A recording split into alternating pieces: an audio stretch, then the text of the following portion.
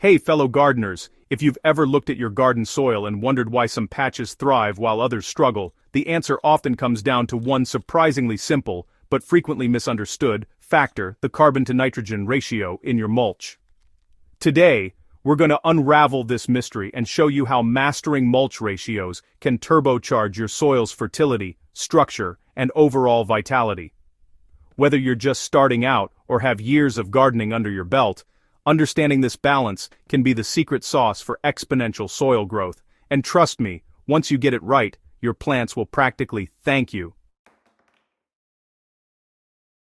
At the heart of all healthy soil is life: microbes, fungi, bacteria, and other tiny organisms working tirelessly to convert organic matter into nutrients that your plants can actually use. These microbes feed on carbon and nitrogen, but in very specific proportions.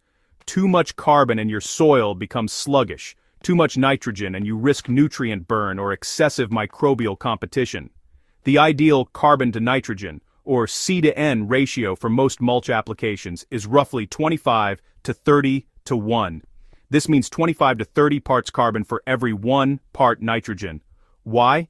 Because this ratio gives soil microbes just the right balance to efficiently decompose organic matter without immobilizing nutrients or slowing down the breakdown process. In simpler terms, think of carbon as microbial fuel and nitrogen as building blocks for growth.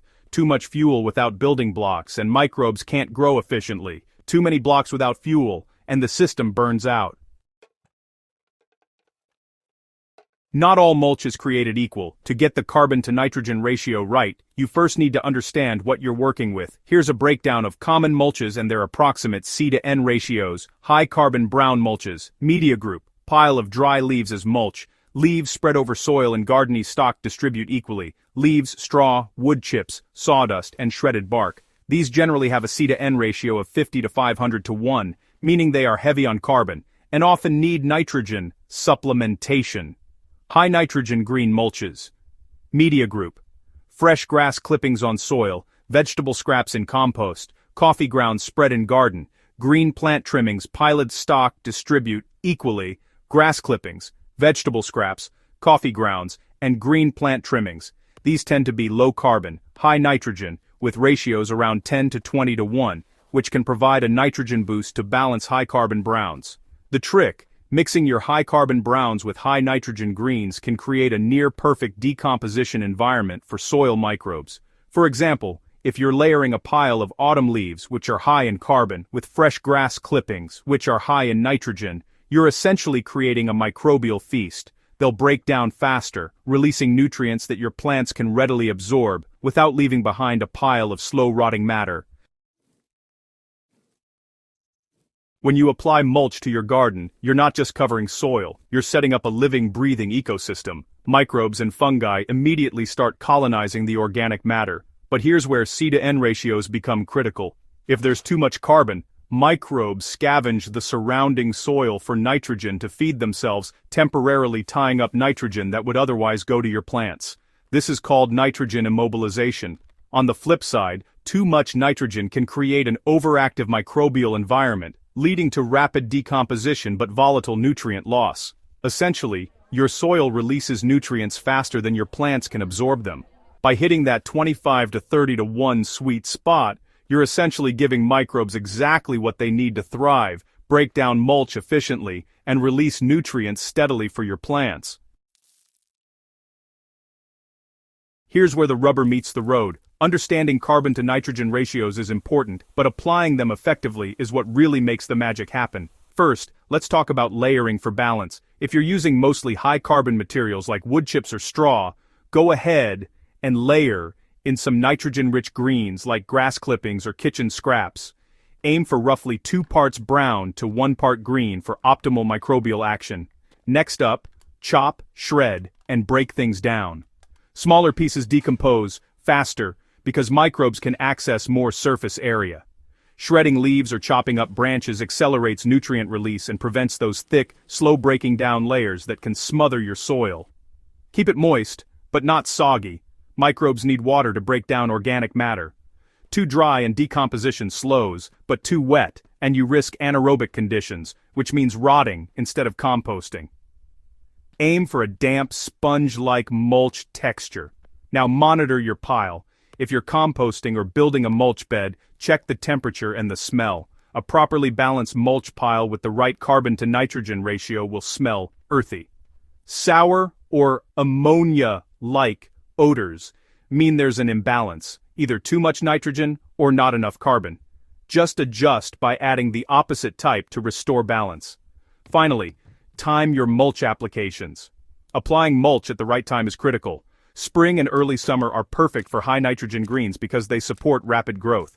Fall applications are ideal for carbon-heavy browns, which break down over winter to enrich the soil for spring planting.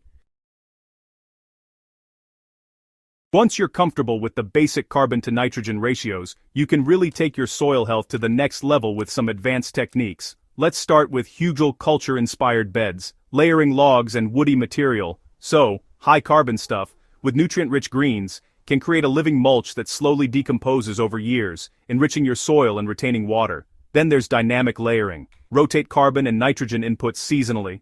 For example, follow up high-carbon autumn leaf mulch with nitrogen-rich green manures in spring to kickstart microbial activity.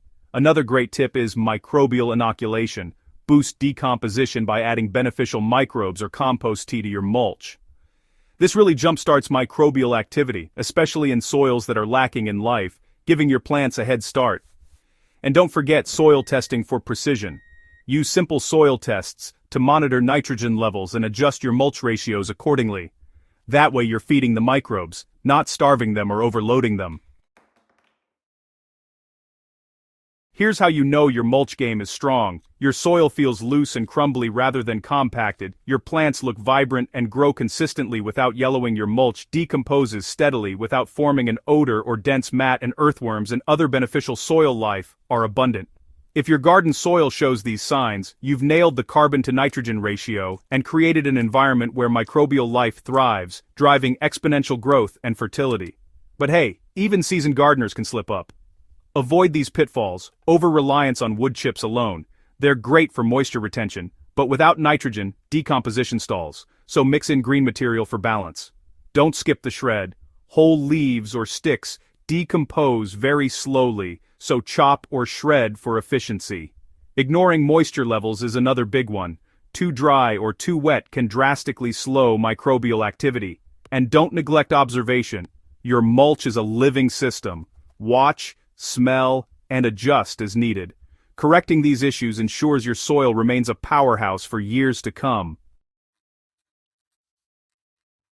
Understanding and applying the right carbon-to-nitrogen ratio in your mulch isn't just a nerdy gardening trick, it's honestly a game-changer for soil health. When you do it right, your soil becomes a self-sustaining ecosystem, your plants grow faster and healthier, and your garden just about takes care of itself. So, remember, mix high-carbon browns with nitrogen-rich greens, keep your mulch chopped and moist, and pay attention to microbial life. The result? Soil so vibrant it practically hums with life, feeding your plants steadily and naturally. Gardener to gardener, this knowledge can really transform the way you approach every planting season. If you found this guide useful, don't keep it to yourself. Subscribe to Soil Power and share it with your fellow green thumbs. Your soil will thank you, and your garden will flourish like never before. Next step, experiment with your own carbon-to-nitrogen ratios and track the results.